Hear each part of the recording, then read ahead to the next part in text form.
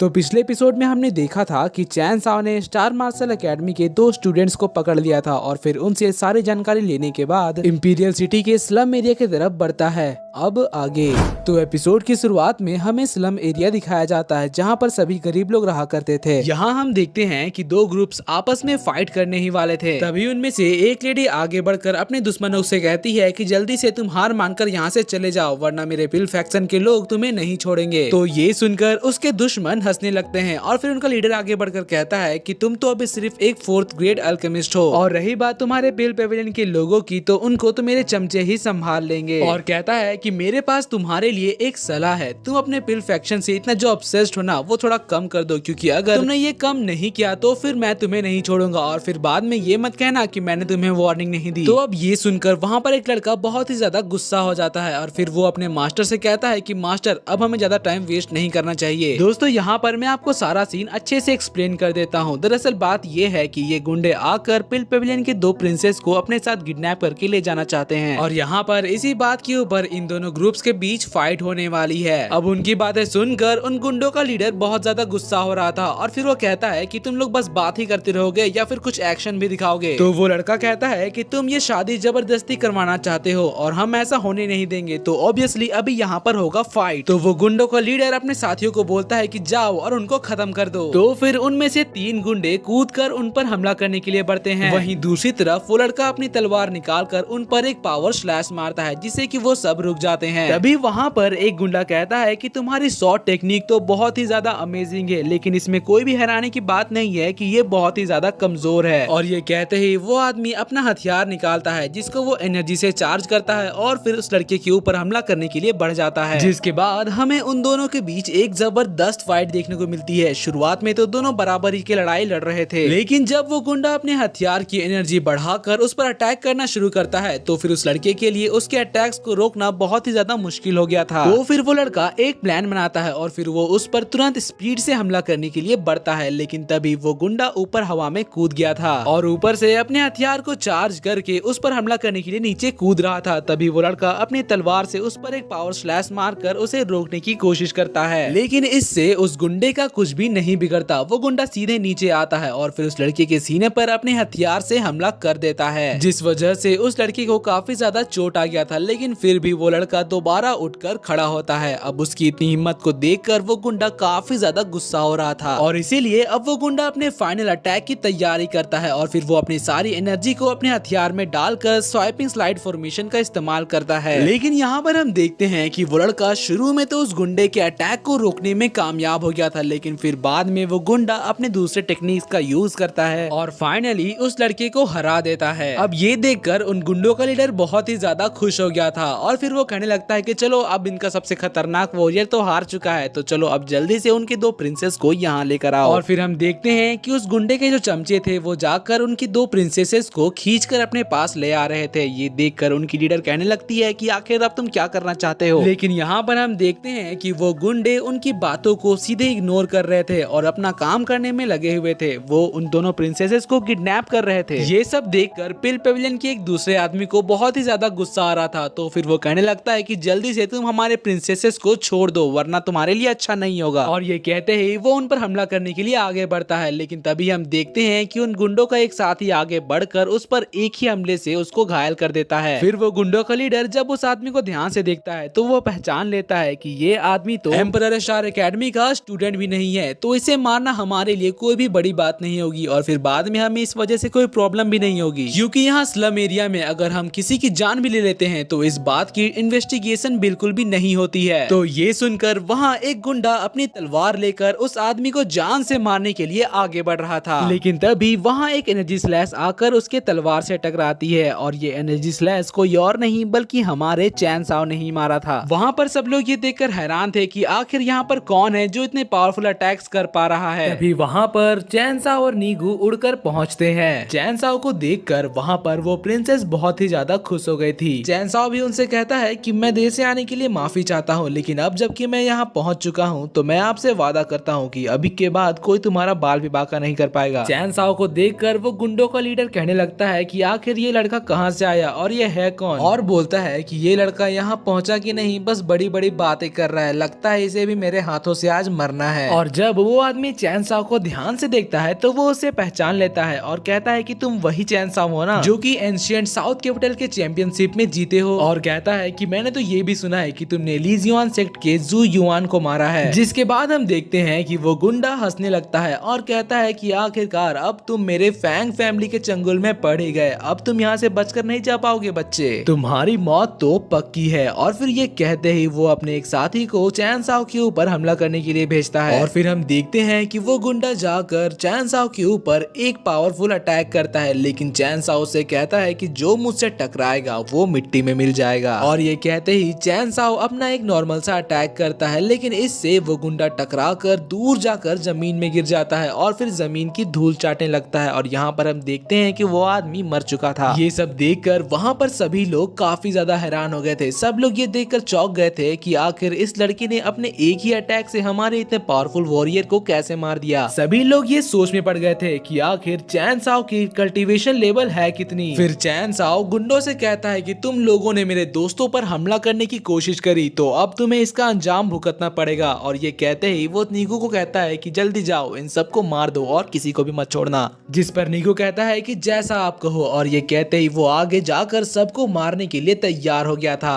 और इसी के साथ आज की ये एपिसोड यहाँ खत्म होती है। दोस्तों इसके अगले एपिसोड का ट्रेलर आ चुका है, तो अगर आप चाहते हो कि मैं उस ट्रेलर को एक्सप्लेन करूँ तो नीचे कमेंट्स में ट्रेलर एक्सप्लेन कमेंट करें। और जाहिर सी बात है ट्रेलर को एक्सप्लेन करूंगा तो वो वीडियो कम से कम 2 से 3 मिनट की ही होगी, क्योंकि ट्रेलर तो काफी ज्यादा छोटा होता है ना। और हाँ, अगर आपको मेरी एक्सप्लेनेशन और ये एपिसोड पसंद आया तो प्लीज वीडियो को लाइक करके चैनल को सब्सक्राइब कर दीजिएगा। तो मिलते हैं आपसे अगली वीडियो में, तब तक के लिए bye bye, be happy, be safe and thanks for watching.